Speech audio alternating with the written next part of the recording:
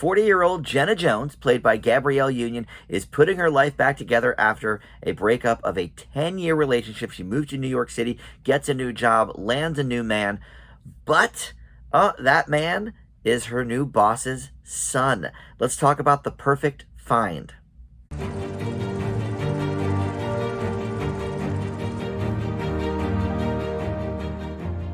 Hey guys, Dan here. This is Dan Reviews It. Welcome to my spoiler-free review for the new Netflix film, The Perfect Find. This is streaming right now, and it is a romantic comedy. Before we get into the specifics, I know I already told you kind of what the plot is up front there, but before we get into my review anyway, let me welcome you into Dan Reviews It. Thank you for finding this video. We've got a ton of great movie and TV reviews on the channel here. Try to post something new just about every day for you. So please subscribe down below. Hit that notification bell as well so you can get knowledge of whenever I drop new videos. Or just like this video. Comment on it. All that stuff does help the channel out too. All right, so The Perfect Find. This is a Netflix original rom-com.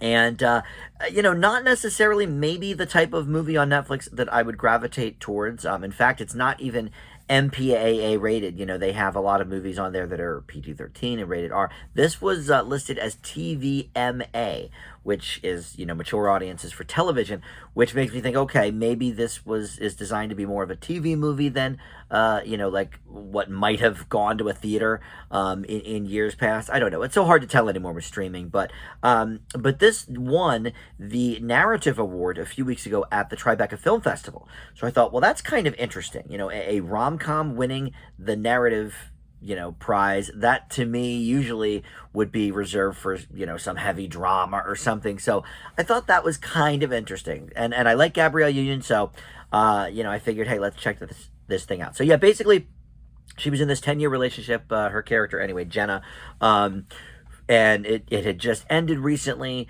She is trying to sort of pick the pieces of her life up. Her mom ends up kicking her out, so she moves to New York City, falls for this guy after she gets this really great job. She's, going to be working like in the beauty and fashion journalism industry, and she's out celebrating, meets this dude. They have a great night together, and then finds out the next day at work, this is the boss's son. And she already is sort of on shaky ground with her new boss because she is someone from Jenna's past that's a little bit of a frenemy, as it were. So... And Darcy, by the way, the boss, played by Gina Torres. We've seen her in a few things, including 911 Lone Star and Suits on USA back in the day. So, and I should say, Eric, the gentleman that she falls for, played by Keith Powers. Someone that I only really know from Straight Outta Compton. He played Tyree in that movie, but I know he's done other things. I've probably seen him, somewhere or another along the way, but didn't quite recognize him other than from Straight Outta Compton. But anyway, the story goes from there.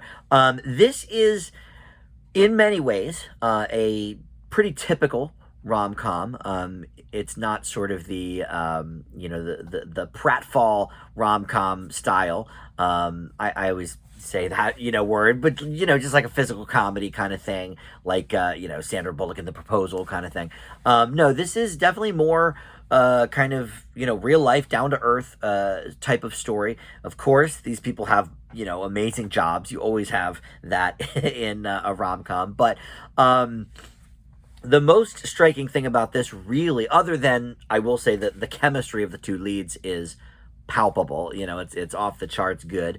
That certainly always helps with a rom-com. Especially, it's always hard when neither person is necessarily like an A-list actress. Gabrielle Union's certainly been around for a long time. She's done a lot of things. People know her. But this guy, kind of new. Like I said, I only really knew him from the one thing. So, a lot of times the spark of the rom-com is, oh, well, these two A-list actors are getting together and we're getting to see them, kiss for the first time on screen or whatever it is. But this is, a little bit different because these, are... Gabrielle Union is certainly famous enough, but anyway, so great chemistry from them, and that certainly helps propel a rom-com. But I think the thing that probably takes this a little bit higher on, enough to win a narrative award at the Tribeca Film Festival, I don't know about that, but something that carries the day here in this movie is Union's sort of interpretation of this character. Yeah, there's a little bit of comedy here for sure. Yes, there's certainly romance, but I think more than anything, maybe not more than the romance, but a big part of this movie is this character's sort of midlife crisis, for lack of a better term.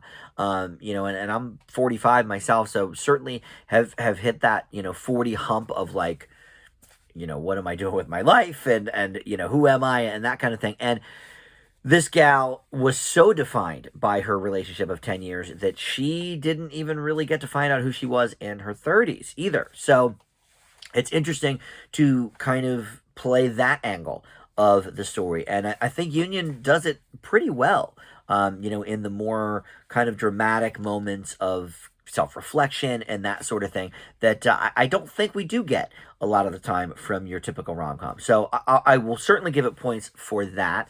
I could have dealt with a couple less montages. There was, I don't know, 5 or 6 different montages in this movie, set to some hot R&B number, where either, she's with the dude, what's his name, Eric? Yeah. And they're, getting hot and heavy, or whether it's something, work-related montage, or, oh, let's, figure myself out and go for a run, and now that's a montage. It's like montage after montage, and I don't know if that was for lack of wanting to fill in some script notes, flesh the characters out a little bit further than just, oh, this is them getting hot and heavy for 3 minutes in different rooms of the house or whatever. It's like, all right, maybe 1 or 2 of those would have been all right. 6 is a little extreme. So look, overall, I think if you are a romantic comedy fan, I think there's a lot to like here. And not all of it is things that we've necessarily seen before, or classic tropes anyway, of a rom-com. There's a little bit more to the story, and the whole age differential. Usually we see older guy, younger woman. This one flips the script a little bit, which has been done certainly, but it's not the norm. So that was kind of nice to see. Winning a narrative award, I don't know. I think that might be extreme, but I think this is a serviceable rom-com for sure. I leave The Perfect Find with a B-. All right, thank you for watching Dan Reviews It. We'll see you next time. Bye.